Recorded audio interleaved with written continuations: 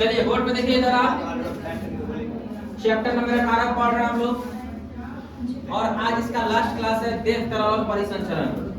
हम लोग परिसंचरण पहले समझ चुके हैं, हालांकि किताब में आपका लास्ट में दिया है ये चीज, परिसंचरण, दोहरा परिसंचरण, ये सब आप एनसीईआरटी बुक देखिएगा तो कहाँ दिया हुआ है, लास्ट में।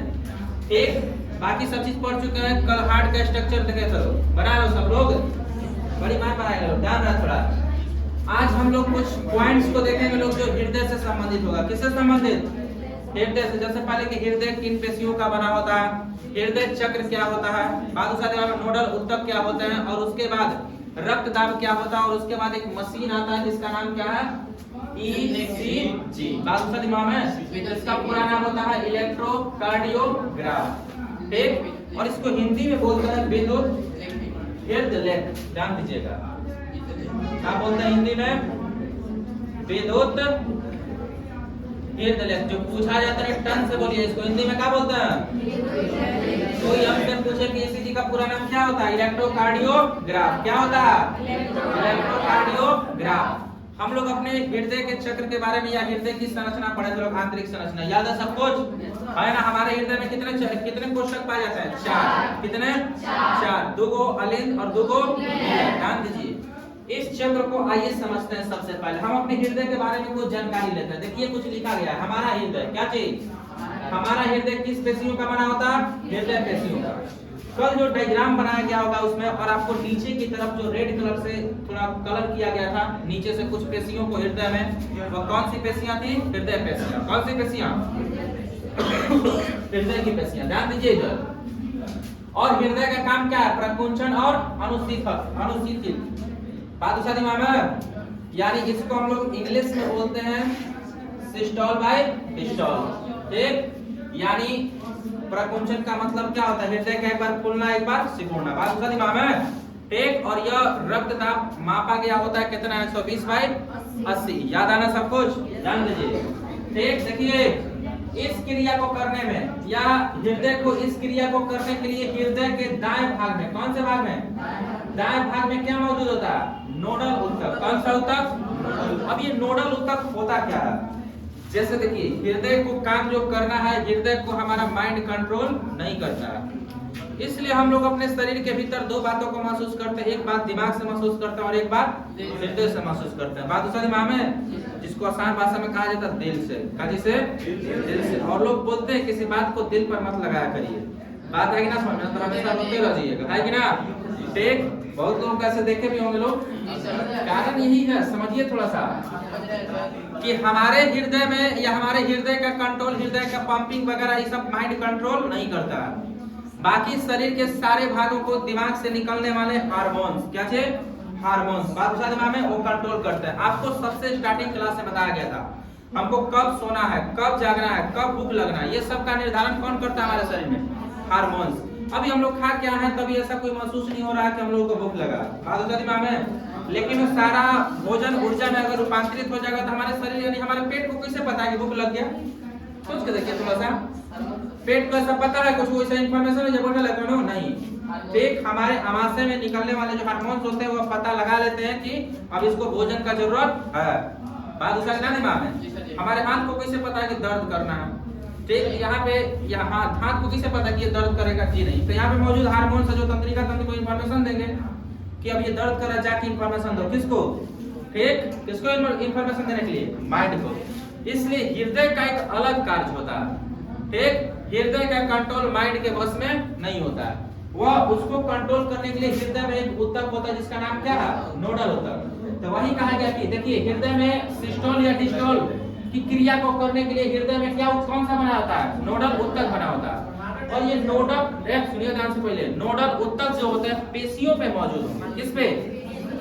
पेशियों पे। और हमारे शरीर के भीतर, यानी हमारे देखिए हम लोग का जो शरीर है 4 प्रकार के ऊतकों से मिलकर बना होता है, और चारों ऊतक साथ में पाए जाते हैं। बताया गया था आपको। अब आइए ध्यान से, नोडल ऊतक से बने सीरा अलिंदी पर्व। क्या थे? अलिंदी पर्व। सबसे पहले हमारे हृदय में नोडल ऊतक से एक भाग बना होता है जिसको सीरा अलिंदी कहते हैं। क्या कहते हैं? सीरा अलिंदी। हमारे हृदय में ये भाग होता है धमनी और शिरा, है ना।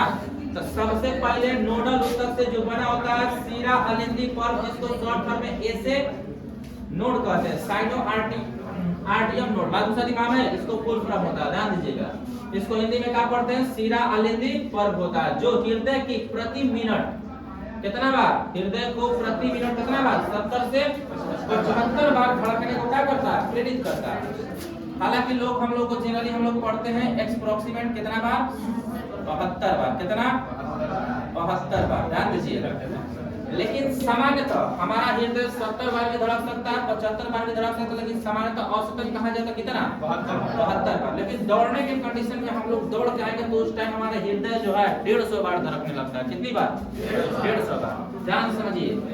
अब आइए यह क्रिया को करने के लिए, यानी एक बात आपको समझा गया, हमारे हृदय में एक सिस्टोल या डिस्टोल के प्रोसेस को कंट्रोल करने के लिए कौन सा ऊतक मौजूद होता है, कौन सा ऊतक, नोडल ऊतक। अब ये नोडल ऊतक क्या होता है, एक हमारे हृदय के दायां हिस्से में, कौन से हिस्से में, दायां हिस्से में यह ऊतक मौजूद होता है। कौन सा ऊतक, नोडल ऊतक। हमारे हृदय में पाया जाने वाला वैसा ऊतक जो बिना किसी बाह्य प्रेरणा के, क्या बोला गया, बिना किसी बाह्य प्रेरणा के। इस बात को समझने से पहले कुछ क्रिया को समझते हैं हम लोग अपने अंदर। हमारे अंदर दो प्रकार की क्रिया पढ़ते हैं हम लोग 10th क्लास में पढ़ा, ऐच्छिक तथा अनैच्छिक। कुछ क्रियाएं जो होती है जो स्वतः होती है हमारे अंदर, और कुछ क्रियाएं जो होती है जो सोच समझ के होती है। ठीक, जैसे हमारे पलकों का झपकना, ये सोच समझ के नहीं हो सकता, अचानक होगा। ठीक, बात दूसरा दिमाग में था, वही बात बोला गया था, इसको प्रेरित करेगा।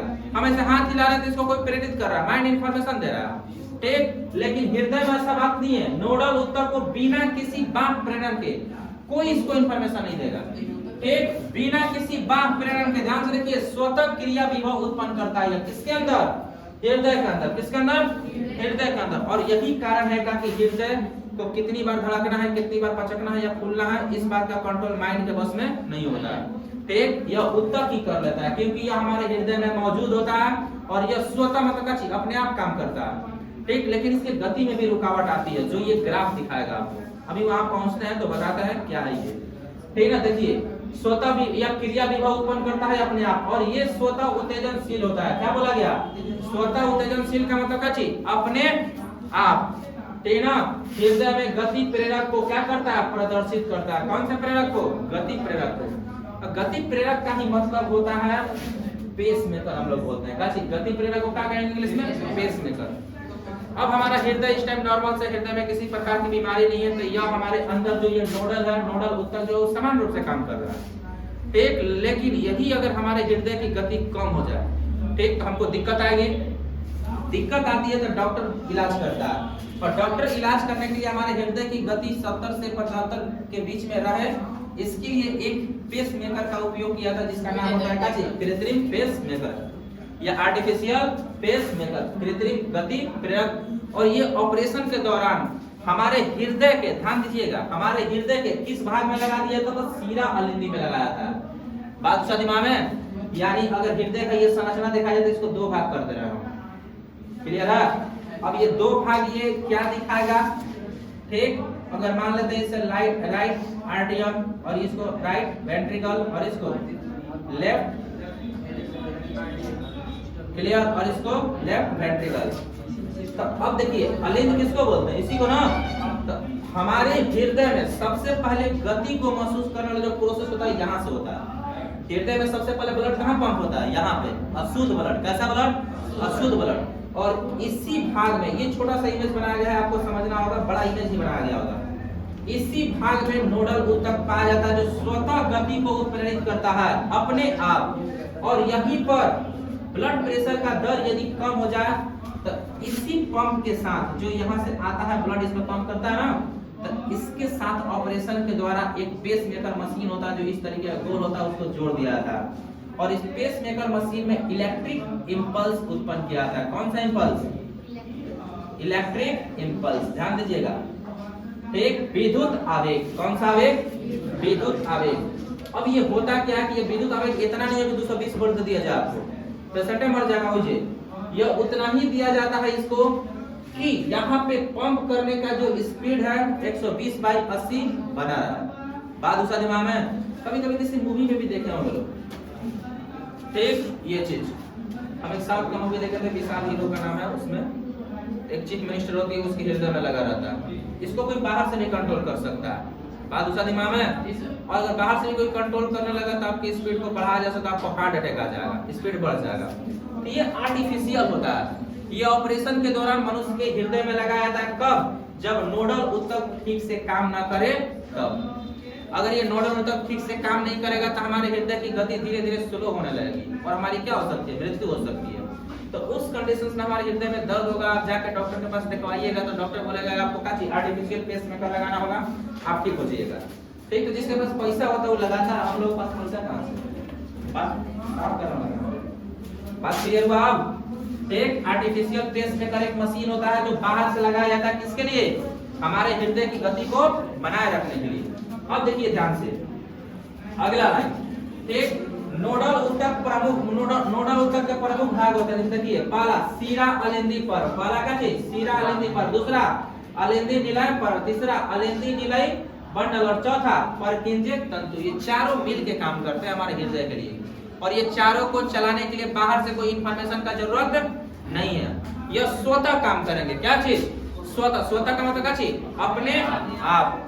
इसके लिए किसी प्रकार का माइंड इंफॉर्मेशन का जरूरत नहीं है। इसीलिए कहा जाता है कि हृदय अपने ढंग से काम करता है और दिमाग अपने ढंग से काम करता है। हम लोग जब सोचते हैं या कभी किसी बात का झटका लगता है तो दिल से लगता है। आज बहुत पछतावा होता है, काम ना कुछ जाता है, होता है कि ना? ऐसा सोच रहे हम लोग दिमाग से नहीं सोचते हैं क्योंकि हमारा हृदय सोच रहा होता है और अपने आप में बहुत पछता रहा होता है हम लोग। ठीक, तो ये सब का इंफॉर्मेशन किसके माध्यम से आता है? नोडल ऊतक के माध्यम से। कहां से? तो हृदय में आता है। क्लियर? अब आइए देखिए हृदय चक्र होता क्या है, आप ऐसे ही समझिए। हृदय चक्र क्या है? तो हमारे हृदय का एक बार संकुचन और एक बार अनुशीतल की प्रोसेस जो होता है वही क्या कहलाता है? हृदय चक्र। और जो ये घटना बार बार होता रहता है, ठीक, हर मिनट के बाद ये घटना क्या कही जाएगा? 72 बार दोहराया जाएगा। अब पढ़िए, देखिए लिखा गया जो बोले हम हृदय पेशियों का, हृदय पेशियां जो हृदय में बना होता है, ठीक, हृदय पेशियों का लयबद्ध, लयबद्ध का मतलब लगातार, क्या चीज? संकुचन मतलब क्या चीज? सिस्टोल या डायस्टोल। लिखा गया है सिस्टोल या डायस्टोल होना ही क्या कहलाता है? हृदय चक्र या हृदय का धड़कना कहलाता है। बात दूसरा दिमाग में, हम लोग का हृदय अभी धड़क रहा है मतलब क्या चीज? हृदय अपना चक्र पूरा कर रहा है। बात क्लियर है? अगर ये धड़कना बंद कर दे मतलब क्या चीज? हृदय की धड़कन बंद हो गई, ठीक, और वो व्यक्ति क्या होता है? उसके हृदय की गति रुक जाने के बाद वो व्यक्ति क्या होगा? मर जाएगा। और हृदय चक्र अपने गति को रोक देते इंसान का मरना एकदम निश्चित है। तो हृदय चक्र है क्या? हृदय का एक बार सिस्टोल और एक बार डिस्टोल का प्रोसेस जो होता है वही प्रोसेस क्या कहलाता है? हृदय का धड़कना कहलाता है। डायस्टोल पढ़ना, डिटोल नहीं। बात दिमाग में, एक बार डायस्टोल और एक बार सिस्टोल और एक बार डायस्टोल। यह प्रोसेस हमारे शरीर में लगातार होता है। हम लोग सोए भी रहेंगे तो एक क्रिया होगा। आप सोचिए, हम लोग सोए भी रहते हैं तो हृदय काम करते रहता है। कारण क्या है? नोडल ऊतक। यह स्व उत्तेजक होता है, यह अपने आप काम करता है, इसके लिए कोई इंफॉर्मेशन का जरूरत नहीं है। लेकिन सोए रहते हैं और हमारा का हाथ लिख रहा होता है कि सर होमवर्क दिया है, ठीक, हम सो रहे हैं और हाथ लिख रहा है। जी नहीं, हाथ को काम करने के लिए इंफॉर्मेशन का जरूरत है, जो कौन देगा? ठीक, दिमाग। क्लियर? आगे के चैप्टर में पढ़ेंगे ना हम लोग माइंड के बारे में, ठीक, कंट्रोल एंड कोऑर्डिनेशन, तो वहां पता चलेगा ये। हाँ, क्लियर हुआ? आइए देखिए इधर।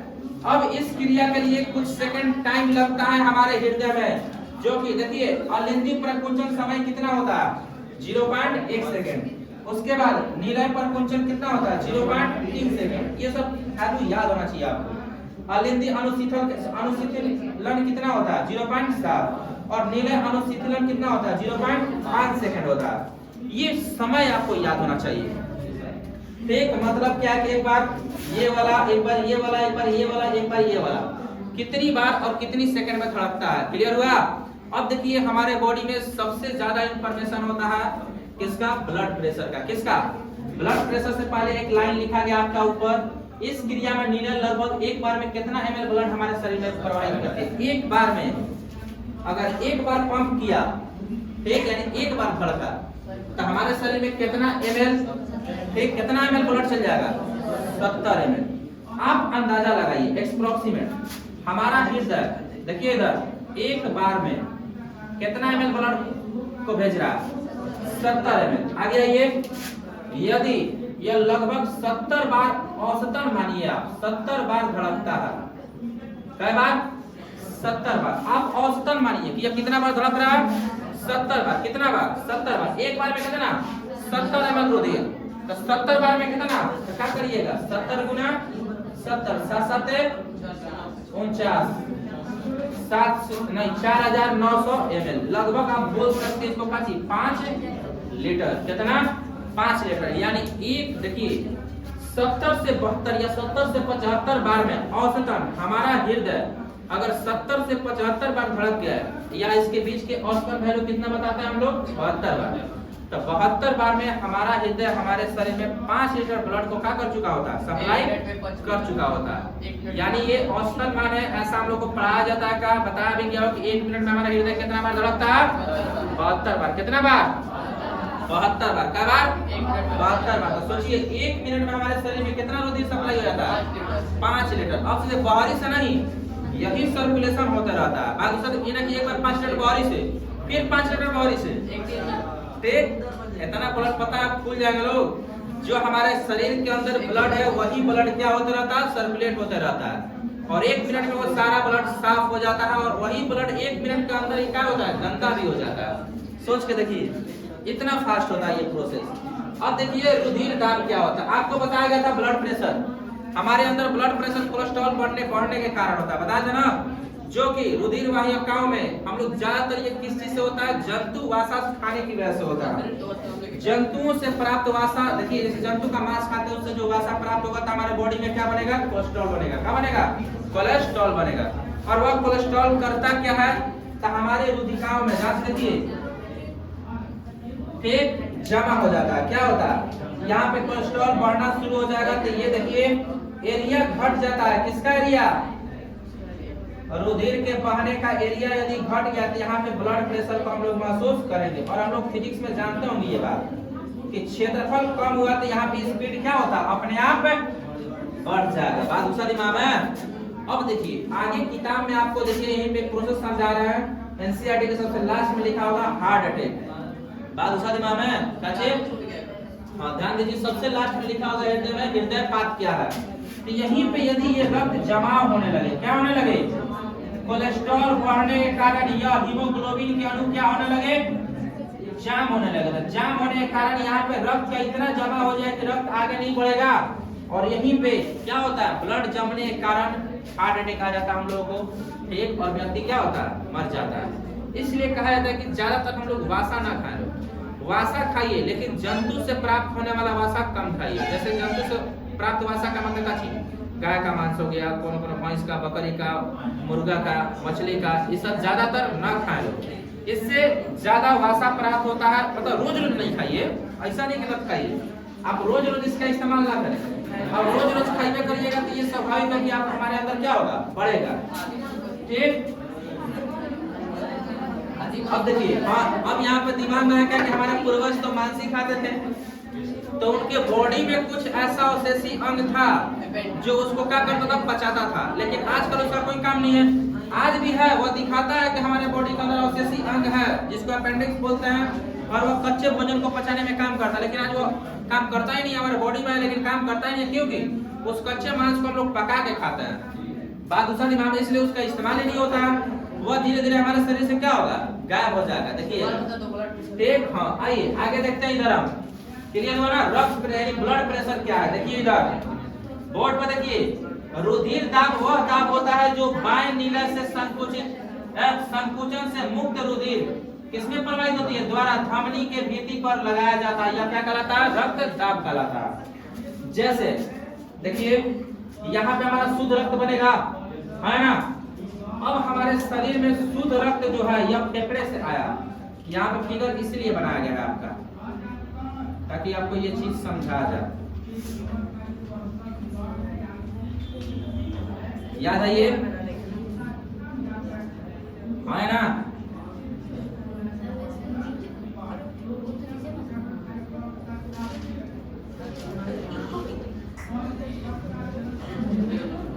देखिए इधर देखा। अब आइए देखिए, ब्लड हमारा फेफड़े से आता है किसके अंदर, हृदय के अंदर। अब रुधिर दाब क्या है, देखिए वह दाब जो बाएं नीला से पुनः यह पंप होता है इसके अंदर। देखिए पानिलय के संकुचन से मुक्त रुधिर किसमें पंप होता है? महाधमनी। इसी को तो बोलते हैं कौन सा धमनी? महाधमनी में जो ब्लड पंप होता है, इसी ब्लड के प्रेशर को हम लोग क्या कहते हैं? ठीक, रक्त दाब कहते हैं। अब एक बात समझिए आप, रक्त दाब है क्या? यहाँ पे मान लीजिए ये मशीन फिट है तो ये रक्त दाब ज्यादा होगा, सुनिए ध्यान से। अब ये रक्त दाब धीरे धीरे घटते चल जाएगा, क्या होगा? घटते चल जाएगा। इसलिए इस रक्त दाब को आगे उसी प्रेशर से बढ़ने के लिए हमको एक मशीन का जरूरत चाहिए, ना तो ये रक्त जैसे ही आना तो यहाँ पे पुनः यहाँ पे पहुंच तक नहीं सकता। अब ये यही कारण है कि महाधमनियां आगे जाके रक्त केशिका में बढ़ जाती है। यह क्या कहलाता है? रक्त केशिका। अब बढ़ गई तो ये इसका साइज पतला पतला हो गया। अब सोच के देखिए, एक मोटा पाइप में छोटा छोटा 4 5 10 को पतला पतला पाइप खोज दीजिए तो ओकरा से जो पानी निकलेगा काफी तेजी से निकलेगा, ठीक, क्योंकि क्षेत्रफल क्या हो जाएगा? कम हो जाएगा। तो यह इसका स्पीड बरकरार रहे, यानी कंटिन्यू, इसलिए रक्त केशिका में बढ़ जाती है और रक्त केशिका में जब ये ब्लड प्रवेश करता है यहाँ पे उसी स्पीड से फेंकता है बाहर, सब साथ में मिलके, और पुनः इस ब्लड को क्या कर दिया था? एक हृदय तक पहुंचा दिया था। और इस काम को करने के लिए, रक्त केशिका के काम को और हेल्प करने के लिए हमारे बॉडी में एक होता है, क्या चीज? ब्रेकअप किडनी, माना बार बार बताया गया, जो आगे टॉपिक में पढ़ेंगे। यही होता है कि रक्त दाब क्या होता है? रक्त दाब यहाँ बढ़ने के कारण भी हमारे बॉडी में पूरे भाग में नहीं जा सकता। अगर किसके माध्यम से पहुंचा जाए? हम महाधमनियों के माध्यम से पहुंचा जाए तो। इसलिए महाधमनियों का छोटे छोटे रक्त केशिका में बढ़ना क्या है? बहुत जरूरी है।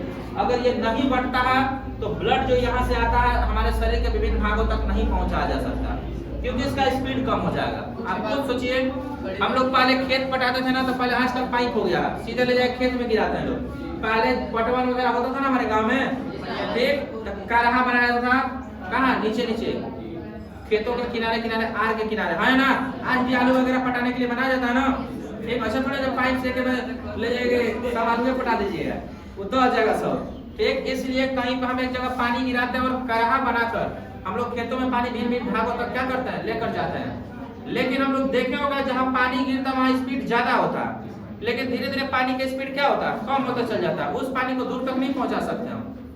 बात दूसरा दिमाग में, अब दूर तक पहुंचाने के लिए वहाँ फिजिक्स का नियम लगाना पड़ेगा कि वहाँ पे छोटा सा फॉल बनाया हम लोग, पानी को स्टोर करें और फिर गिराएं ताकि उसका स्पीड क्या हो?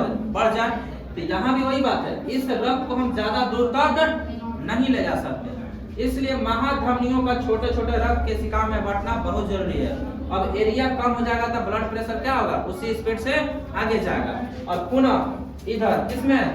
महाशिरा में पुनः यह ब्लड गंदा होकर आता है और उसी स्पीड से आने की वजह से इस ब्लड को पुनः पंप कर दिया जाता है। किसके भीतर? हृदय के भीतर, साफ होने के लिए। फिर ये हृदय क्या पंप कर देता है? फेफड़े के भीतर। क्लियर? और फिर ये प्रोसेस चलते रहता है, ठीक, परिसंचरण, यही तो कहलाता है, ठीक। अब देखिए ध्यान से, अब इस क्रिया में होता क्या है? देखिए, अगर हाई ब्लड प्रेशर HBP, बात दूसरा दिमाग में, हाई ब्लड प्रेशर के कंडीशन में धमनी या केशिका क्या हो जाती है? पतली हो जाती है। क्या होती है? पतली। अगर ये धमनियां पतली हो जाए, सोच के देखिए, हाई ब्लड प्रेशर हुआ और ये धमनियां क्या हो जाए? पतली, यहाँ से ऐसे, तो सोच के देखिए, पतले होने के कारण रक्त का क्या होगा? स्पीड बढ़ेगा या घटेगा? बढ़ेगा। एरिया कम तो स्पीड क्या होगा?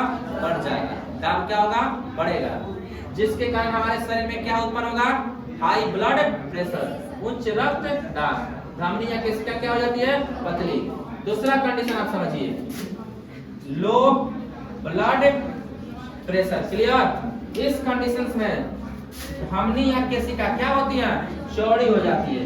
यानी यहाँ पे जो पतला हुआ था, उसने एक पीछे क्लास में दिए थे जहाँ ब्लड पढ़ा रहा था, इसी चैप्टर में रक्त, वहाँ बताते ये क्या होगा? चौड़ा हो जाएगा। क्या हो जाएगा? चौड़ा हो जाएगा। तो समझिए, अब ये चौड़ा हो गया, इधर स्पीड सारा पहले है में फैलेगा तब ना आगे जाएगा। तो यहाँ पे ब्लड का स्पीड अपने कम हो जाता है, और हम लोग को यहाँ पे ब्लड का स्पीड कम होने की वजह से क्या लगता है? आप सही नहीं बात। तो पापा पूछेंगे भैया ये कब? एक चक्कर आ गया, चक्कर। अब टाइम से नहीं खाइएगा तो चक्कर ना आएगा। अभी से वो कौन सिखाने जाए? 3 बार का प्लेट लेके खाते रहेगी सर, बोलेगी सर हम 2 रोटी खाते हैं, ठीक है? आइए क्लियर हुआ? रक्तदाब क्लियर हुआ? हाई ब्लड प्रेशर के कंडीशन में धमनियां पतली हो गई या मोटे? पतली।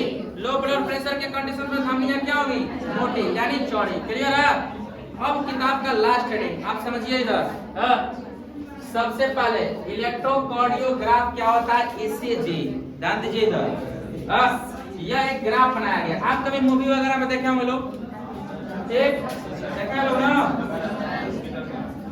एक मान लीजिए कोनो का एक्सीडेंट होता है जबरदस्त मूवी में, वैसा एक्सीडेंट में हरी कोनो कोई आदमी बचने वाला नहीं है, लेकिन पता नहीं कैसे बच जाता है उससे। ठीक, हाँ देखिए यह एक डिस्प्ले लगा होता है। क्या लगा होता है? अच्छा एक बात छूट गया, नाड़ी क्या है? पल्स। इस बात को समझिए पहले। हमारे शरीर में पल्स एक अंग होता है। क्या से? पल्स क्या होता है? आप इस बात का परिभाषा पुट करिएगा खुद से। पल्स क्या होता है? एक अंग होता है। यह अंग क्या करता है कि हृदय के, देखिए ध्यान से, हृदय के धड़कने की गति को, क्या चाहिए? धड़कने के या हृदय के धड़कने की गति को क्या करता है? महसूस कराता है। क्या कराता है? महसूस कराता है। क्या चाहिए? नाड़ी। क्लियर? यानी जिसको हम लोग पल्स कहते हैं। और ये बहुत यहाँ हम लोग महसूस भी किया होगा, जैसे कोई बोलता है कि आप यहाँ पे छू के देखिए। ठीक, अब यह होता कैसे? कैसे महसूस हुआ? सुनिए ध्यान से पहले, ये कैसे महसूस हुआ? आप लोग छू के देख सकते हैं, यहाँ भी महसूस हो रहा होगा धीरे धीरे। यहाँ पे हार्ट बीट हम लोग सुन सकते हैं 72 बार। और कान के थोड़ा नीचे, कान पे थोड़ा नीचे अगर 2 उंगली से ऐसे टच करेंगे ना, शांति से अभी देखिए, अभी नहीं सुनाएगा कान के नीचे वाला। पता है क्यों? क्योंकि आसपास जो माहौल है, यहाँ पे साउंड उत्पन्न हो रहा है, इसलिए उस साउंड के फ्रीक्वेंसी का आगे इस चीज का फ्रीक्वेंसी कम पड़ जाएगा, इसलिए इसको महसूस नहीं कर सकते। आप रात में कभी सोइएगा तो यहाँ पे हाथ रख के देखिएगा, यहाँ महसूस होगा कान के जस्ट नीचे, ठीक, गले के पास। ठीक ना? आइए ध्यान दीजिए इधर, सुनिए पहले, यह क्यों महसूस होता है? क्यों महसूस होता है ऐसा? सुनिए पहले। हृदय जो है ना, ब्लड को पंप करेगा। क्या करता है? ब्लड को पंप।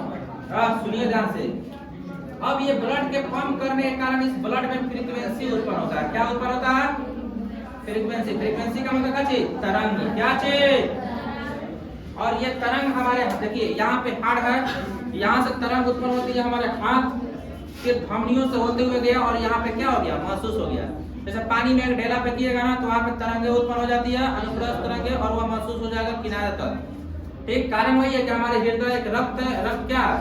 तरल संयोजक है, लिक्विड होता है, और उसमें वेव जब उत्पन्न होता है तो वह वेव हमारे शरीर के किसी अंग तक महसूस किया जा सकता है। जैसे कलाई के पास, गर्दन, कान के नीचे गर्दन के पास, तो यह हृदय से उत्पन्न होने वाले तरंग सुनाई देते हैं। और जिस अंग तक ये तरंग सुनाई देता है उसी अंग को क्या कहते हैं हम लोग? नाड़ी कहते हैं। क्लियर? पल्स। और डॉक्टर आपको हृदय वगैरह की धड़कन चेक करना था, पल्स चेक करता है पहले हाथ की। ठीक, उसके बाद स्टेथोस्कोप लगाएगा, आला जिसको हम लोग बोलते हैं, उसके बाद हृदय के धड़कन को सुनेगा। और यह गड़बड़ हुआ तो उसको लगेगा कि हृदय के धड़कन में कुछ गड़बड़ है, तब बोलेगा कि आप ईसीजी टेस्ट करा के इसमें एक ग्राफ बना के देगा, डॉक्टर देगा। और ऐसा ग्राफ अगर उत्पन्न हुआ है, देखिए जैसा ग्राफ दिख रहा है आपको, पहले स्ट्रेट लाइन, फिर यू लाइन, फिर स्ट्रेट लाइन, फिर नीचे की तरफ स्ट्रेट लाइन, फिर ये लाइन ऊपर बुर्ज खलीफा पर जाएगा। क्लियर है ना?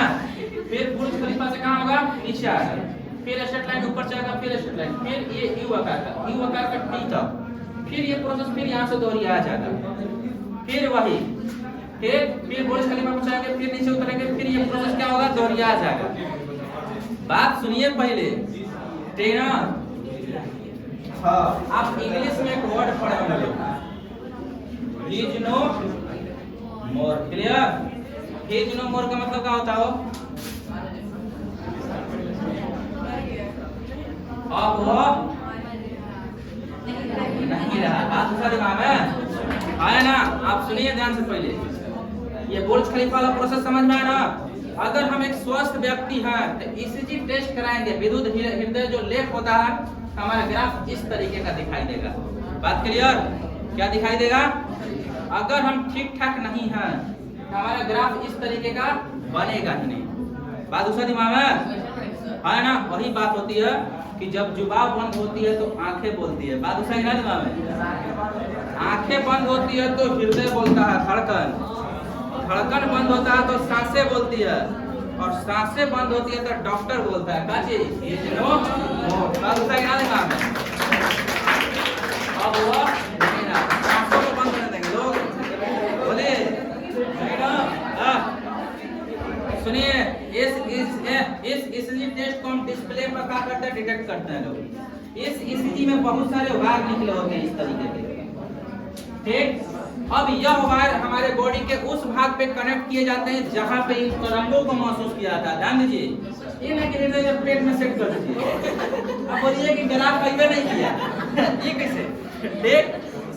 आप एक बात समझिए, यह ईसीजी जो डिस्प्ले दिखाई दे रहा है यहाँ पे, यहाँ से निकलने वाले टेस्ट को हम लोग शरीर के उसी भाग पे महसूस करेंगे या उसी भाग पे चिपकाते हैं। यह देखिए चिपकाने वाला होता है, जिधर चिपका देगा सब वैक्यूम के थ्रू, ठीक है ना। उसमें देखिए आजकल वैक्यूम मोबाइल चिपकाने वाला होता है ना, एक मोबाइल स्टैंड होता है, जिसे बोर्ड पर चिपका दीजिएगा, ठीक, वैक्यूम वाला वैसा नहीं होता है ये सब चिपका दिया था। और देखिए यह सब तार हमारे बॉडी के उसी भाग पे चिपकाया जाएगा जिस भाग पे हृदय के द्वारा ब्लड का तरंग जो होगा महसूस किया जाता है। कैसे, जैसे हार्ट के आसपास यहाँ पे चिपका दिया जाएगा, उसके बाद आपके हाथ के पास भी चिपका दिया जाएगा, गले के पास भी चिपकाया जाता है, क्लियर। अब यही ईसीजी होता है। अब चिपकाने के बाद आप ईसीजी टेस्ट करिएगा, देखिए ध्यान से, इसमें ग्राफ उत्पन्न होगा।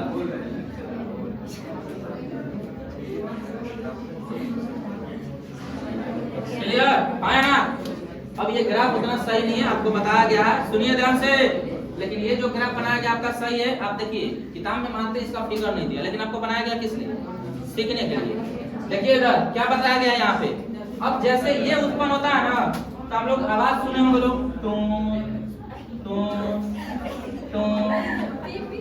या पीपी बोलता ना, ऐसे बोलता है। यानी डॉक्टर इस ग्राफ को बार बार देखते रहता है जो पेशेंट होता है, और इस बात का अंदाजा लगाता है ताकि अभी पेशेंट का हार्ट बीट क्या है, सही है, ठीक। और साथ यहाँ पे डिस्प्ले में कुछ लिखता भी 120, 80 इस तरीके से लिखता है ना। लेकिन यही सुनिए ध्यान से, यही अगर ग्राफ इस तरीके से ना बने और ये करने लगे ये लाइन सीधा, और डॉक्टर वही कर जाके निकल के बोलेगा सॉरी हिज नो मोर। बात पता क्या देना है, अब वो नहीं रहा। यह ईसीजी टेस्ट होता है जो हमारे हार्ट बीट को क्या करता है, बताता है। गुस्सा दिमाग में याद हुआ कुछ। अब इस हार्ट बीट के कुछ पॉइंट्स को समझते हैं, देखिए ध्यान से। यह हार्ट बीट 4 अक्षरों में बटा होता है। क्या अक्षरों में, पी क्यू नहीं 5 अक्षर, कौन अक्षर, 5 अक्षर, पी क्यू आर एस और टी। पुनः यह ग्राफ रिपीट होने लगा, P Q R S T, दीवार पे है मैंने तीनों, क्लियर। अब यह ग्राफ बनता है, कुछ पॉइंट समझते हैं। देखिए नीचे को हम लोग कहते हैं इंटरवल, नीचे वाले हिस्से को क्या कहते हैं, इंटरवल। ऊपर वाले हिस्से को क्या कहते हैं, सेगमेंट। क्या कहते हैं, सेगमेंट।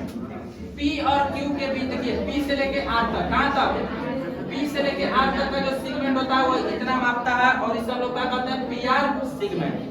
अब इसी बात को देखिए, एस से लेकर टी तक के सेगमेंट को, यानी इतना मापता है, और इसे हम लोग क्या कहते हैं, एस टी सेगमेंट कहते हैं। अब नीचे देखिए, ये पूरा प्रोसेस क्यू आर एस इतना भाग कहलाता है।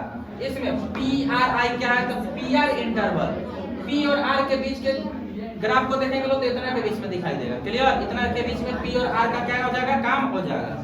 उसके बाद देखिए एस टी आई का मतलब क्या होता है कि एस और टी के बीच के इस ग्राफ को दिखाएगा, और इसके बीच ध्यान दीजिए एस टी इंटरवल कहते हैं इसको हम लोग, और ये एस और टी के बीच के ग्राफ को ये दिखाता है। और जब भी हम लोग हार्ट बीट चेक कराने जाते हैं लोग, तो वहां पे डॉक्टर ये डिस्प्ले पर दिखता है, और रिपोर्ट के रूप में आपको ये एक ग्राफ के कॉपी पर निकाल के दे देगा। और जिस डॉक्टर के पास आप टेस्ट कराए होंगे, वो डॉक्टर इस चीज को देख के बता सकता है कि आपका हार्ट बीट सही है या नहीं। बात उसा दिमाग में।